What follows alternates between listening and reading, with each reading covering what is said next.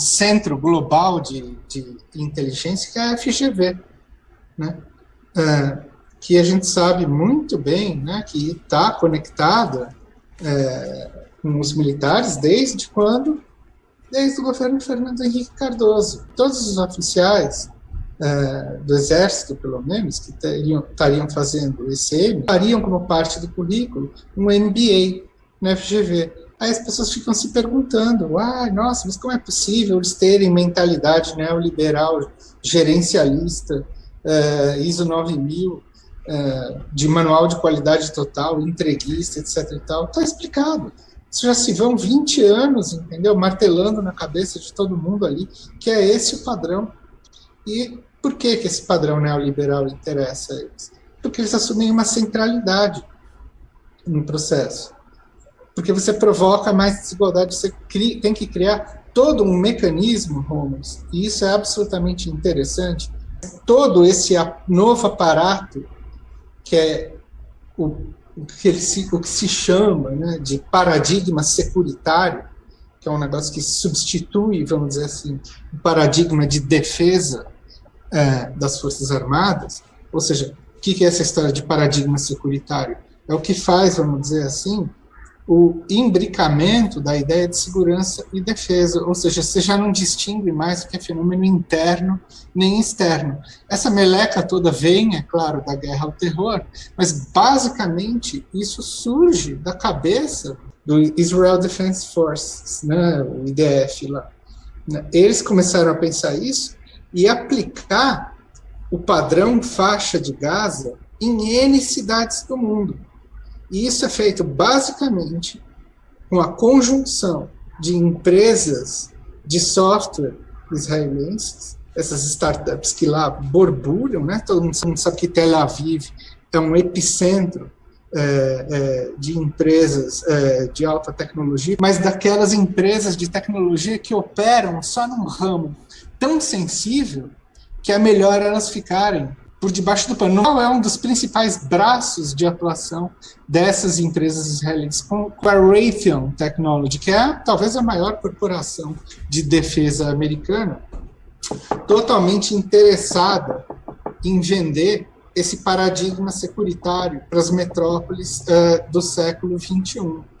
Que é basicamente isso. Você, enfim, fabricam milhares de cenários parecidos com a faixa de Gaza, com essa coisa de, enfim, murar cidades, criar grandes sistemas de vigilância, e tudo em cima de vigilância eletrônica, drone, e sistemas automatizados de reconhecimento, etc. E tudo isso é um pouco verdade, é legado lá da Guerra Fria e dos megasistemas que construíram, né, para as Forças Armadas americanas. Mas veja só que curioso, por falar em Raytheon.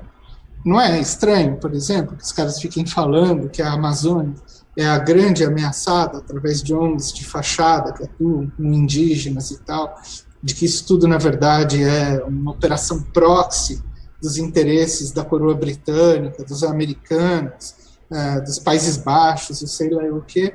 E eis que a Raytheon, o Romulus, é quem detém o processamento de dados de todo o CIVAM, do Sistema de Vigilância da Amazônia, que cobre a fronteira ali. E o processamento é feito onde? Nos Estados Unidos, através de uma subcontratada da CIA para fazer esse negócio. Aí você vê os militares falando que tem uma brecha na segurança nacional aí? Não. Você não vê os militares falando que tem uma brecha na segurança nacional. A brecha na segurança nacional são aqueles coitados que estão ali vivendo a vida deles, entendeu? Essa narrativa de antagonismo fica um pouco dificultada também, Piero, quando a gente vê lá o general brasileiro no Southcom. Não. Isso, vê o general brasileiro no Southcom, vê, por exemplo, a quantidade gigantesca de convênios que estão sendo produzidos entre as Forças Armadas brasileiras e americanas com operações conjuntas, tipo a Culminating, que teve, tipo a própria operação que teve lá na Amazônia, que trouxe os observadores americanos, com, por exemplo, os convênios que foram feitos em 2019, sabe com quem? Entre a ESG E um desses think tanks das Forças Armadas Americanas, tipo Rand Corporation, que foi celebrado por ninguém menos por aquela Liliana Ayaldi, que foi lá na ESB, na presença do almirante lá, que digital fechou o convênio, que está ali no tweet dessa semana do Exército Oficial, parabenizando o Exército Americano com uma hashtag Strong Together, né? O famoso estamos aí. Então, assim,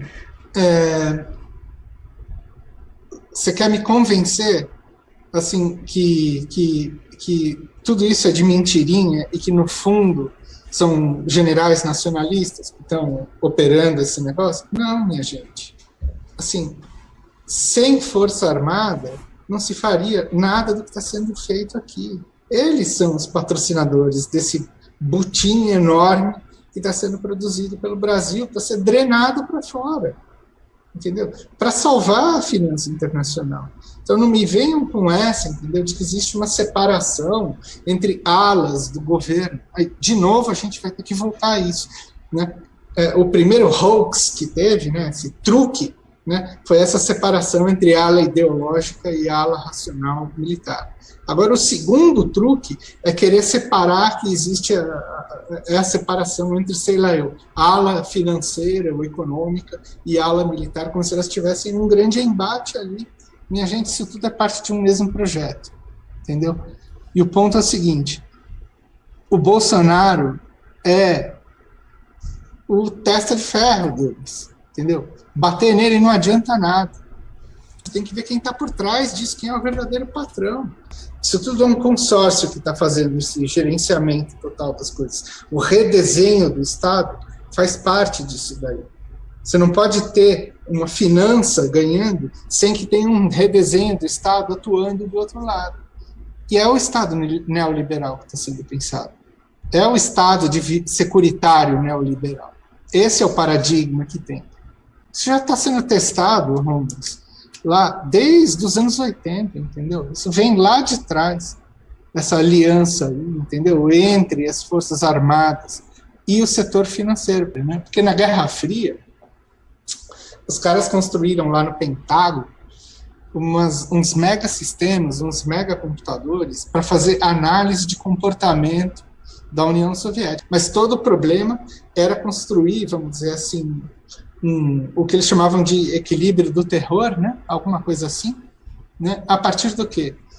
De previsão de análise de comportamento, sabendo onde você tinha que fazer escalonamento de ameaça para manter o tal do equilíbrio do terror, porque o grande dilema, que é mais ou menos a história do dilema do prisioneiro, das teorias dos jogos, é quem vai apertar o botão primeiro. Então, como eles estavam com a coisa da teoria dos jogos na cabeça, elaborada lá pela Rand Corporation, eles começaram a montar esses computadores que eram sistemas de análise de comportamento de N variáveis relacionadas, vamos dizer assim, ao campo soviético. Bom, meio que com o fim da Guerra Fria, sabe o que houve com esses sistemas?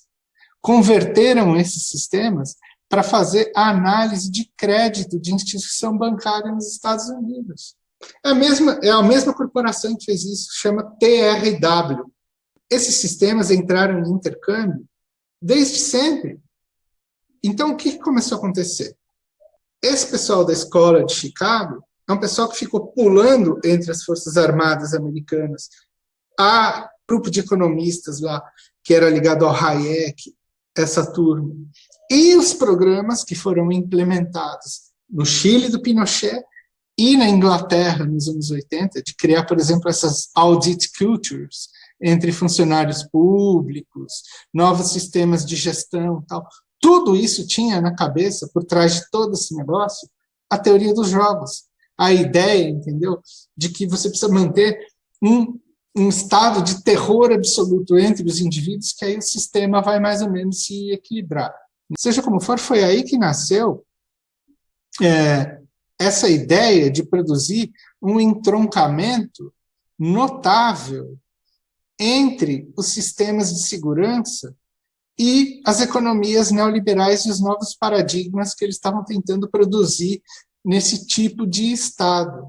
Assim, eles são absolutamente imbricados, isso nasce nos anos 80, mais ou menos junto, tentativas de reconfiguração do papel do Estado no mundo, e essa é mais ou menos a história. Ou seja, o que está sendo feito aqui no Brasil, agora, é mais ou menos o que foi feito lá nos Estados Unidos lá atrás, nos anos 80, não tem muita novidade. Enfim, consolidar isso que a gente chamou lá em 2019, o tal do reboot, ou a reinicialização do Estado, é de vez instalar o paradigma securitário e neoliberal aqui, de modo que você nunca mais vai sair dessa amarra, dessa algema. É uma camisa de força esse treco. O Piero, você falou aí de todo o interesse institucional, e no que redunda, não atrapalha, muito pelo contrário, a gente tem a captura até de alguns agentes aí, pessoas que passaram pelo comando do Exército, cujos parentes, se não o próprio, se tornam representantes comerciais dos interesses da indústria armamentista dos Estados Unidos e Israel, sócios, naquela história de startups e tal, do interior de São Paulo. Você acaba mexendo com o bolso também para garantir uma convergência pessoa física e pessoa jurídica, Piero. Vários dos que estão ocupando cargo no governo colocaram filhos em postos estratégicos, filhos, genros, noras, filhas, enfim, isso não só nas startups, não, mas em setores, por exemplo, que estão se desregulamentando agora, como no bancário, nas estatais, nos tribunais, na sinergia entre militares e judiciário. Pois é, e qual é a questão? Mesmo vamos dizer que isso tudo ocorresse de boa fé, atendendo aí aos ditames da impessoalidade e tal. Quando se quer, isso pode ser criminalizado. A gente viu na Lava Jato, inclusive com aquela história lá do Grande Oton comandando lá as obras de Angra 3, ter contratado a consultoria na qual ele era sócio e a sua filha. Havia inexigibilidade de licitação, porque não haveria ninguém com a qualificação e tal. Vamos supor que seja o caso, afinal ele é tido como a maior autoridade da matéria e tal. Mesmo assim, quando o pessoal quis, criminalizou. É uma questão subjetiva, em alguma medida, e você querendo faz. Essas pessoas, mesmo que estivessem aí imbuídas do mais destacado espírito público e houvesse ali uma Chinese Wall, tudo, né, tentando preservar o máximo da impessoalidade e da objetividade nessas contratações, quando se quer, não deixa de ser uma exposição a risco político-jurídico. Essas pessoas estariam fazendo isso se elas temessem efetivamente uma retaliação, uma mudança dos ventos políticos. O ponto é o seguinte, vamos dizer assim, a frase-chave, o mnemonismo que eles partem, que ela foi elaborado pela própria Rand Corporation, lá nos anos 60, é a ideia de que não existe interesse público. Só existem agentes individuais e egoístas, com interesses próprios. Esse é o princípio que eles querem instalar na administração. Então, daí você começa a entender por que esse negócio está virando um salve-se quem puder. Só que isso é tomado, Rômulo, aqui no Brasil, como um sistema de incentivos, porque os caras sequestraram a pauta da corrupção, você está entendendo? E acionam isso como palavra-chave para fazer o quê? De novo, direcionamento ideológico, entendeu? Para você prestar atenção onde as coisas não estão. Então, eles vão usar o PT como ameaça a todo esse esquema que eles estão fazendo. Só que é um esquema que, como eles dizem que pelo menos não tem corrupção, tá entendendo? Por isso que, assim, por isso que é absolutamente essencial para o plano de Saturno conseguir emplacar uma dupla que nem Sérgio Moro e Santos Cruz. Porque aí, entendeu, você consegue de vez cristalizar o rótulo, entendeu, da ideia de que esse sistema não é um sistema corrupto. E é por isso que eu acho, Ramos, do perigo de você ficar levantando essa palavra corrupção como palavra de ordem. Porque é um construto ideológico, assim, federal que fizeram. Todo mundo ficou, assim, absolutamente capturado por essa narrativa, entendeu? Até gente de esquerda, como a gente tem visto por aí. Não tem situação que essa palavrinha mágica não surja do nada para falar de qualquer assunto. As pessoas vão elencar isso. Então, eu acho que ela serviu como uma espécie de mega cortina de fumaça sobre o que é essa ideia de ocupação do Estado que está ocorrendo agora. vamos chamar de aparelhamento, enfim, já que eles gostam tanto de falar aparelhamento, mas é o próprio ladrão que grita, pega ladrão. Isso daí.